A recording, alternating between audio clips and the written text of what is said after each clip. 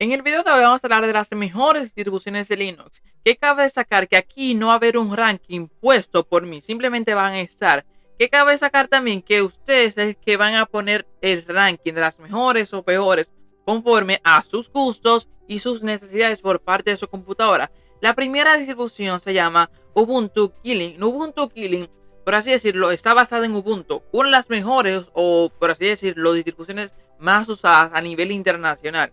¿Qué cabe sacar de esta? Que esta tiene una buena interfaz.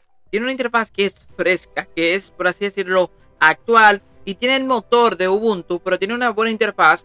Que a diferencia de Ubuntu, por ejemplo, la versión original o el Ubuntu de todo el tiempo, esta tiene una interfaz gráfica más adaptativa, que tiene mejores o, por así decirlo, es más refinada conforme a lo que tiene que ver con el usuario final y usuarios promedios, que es lo que mayormente buscamos en Linux, que tenga una buena interfaz gráfica y que tenga un buen soporte por parte de la comunidad y ese tipo de cosas.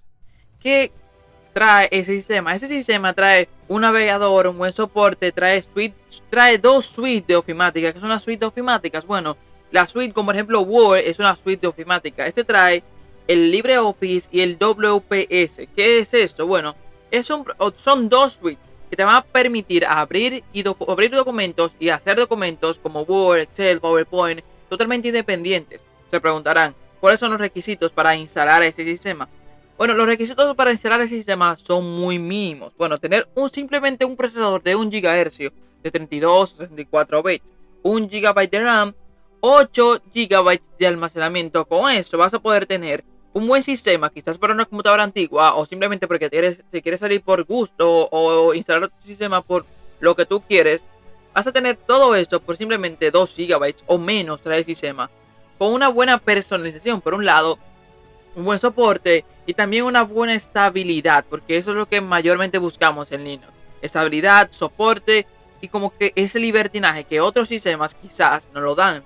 Bueno, ya terminando con esta distribución, se preguntarán cuál es la siguiente. La siguiente es Ubuntu Budget. Ubuntu Budget es una distribución que también es basada con Ubuntu, pero a diferencia de, por ejemplo, Ubuntu Kylin, que es la anterior, esa también tiene una interfaz gráfica que es diferente a Ubuntu y también diferente a la Ubuntu Kylin. ¿Qué cabe sacar también de esa? Que esa es como que un poco más minimalista, tiene un poquito como que de cosas o menús o iconos totalmente diferentes a la otra.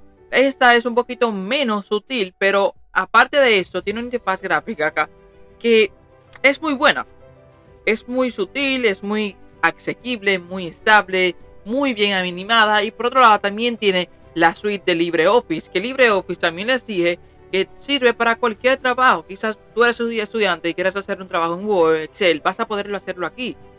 También si quieres hacer trabajos o te envían un trabajo y tienes quizás una computadora que quieres darle una segunda vida, con ese sistema vas a poderlo hacer. Con todas las distribuciones que te voy a presentar en ese video y que también te voy a dejar otras distribuciones de Linux, videos en la caja de la descripción, que cabe sacar que también todas estas distribuciones que estamos probando en el canal, incluso las que están en el video, por ejemplo, hay más videos que también les voy a dejar en la descripción, están siendo probadas en el canal. Si quieres más saber que más a fondo sobre esas distribuciones, bueno, es bueno que veas los videos. También, aparte de esto, se preguntarán cuáles son los requisitos para instalar Ubuntu Budget. Esta es un poco más, por así decirlo, más exigente. ¿Por qué? Porque como mínimo te exige 2 GB de RAM. Yo creo que la primera es un poquito mejor. ¿Por qué? Porque te exige menos. Te exige 1 GB de RAM. Ese te exige 2 y tener 64 GB de almacenamiento. Sí, se podría instalar a 20 GB. Yo no sé por qué lo dicen como mínimo. ¿Qué otra cosa también? Tener un procesador un poquito más exigente, un procesador de 2.3 GHz, lo cual dice mucho porque lo que buscamos en Linux principalmente es libertinaje y que se adapte a cualquier sistema. Este no es la excepción, este sí simplemente se rompe del estándar de Linux.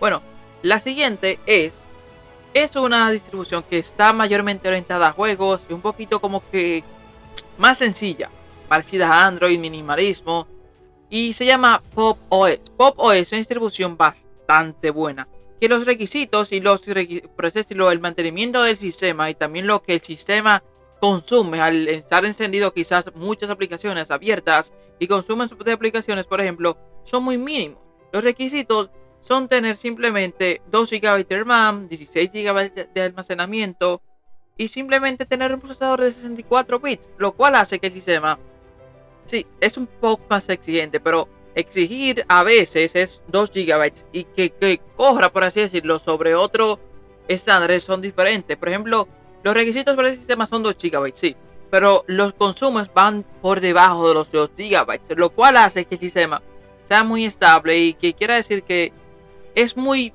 sutil, estable y también como que eficiente correspondiente a lo que tiene que ver con consumo de la arquitectura de la PC.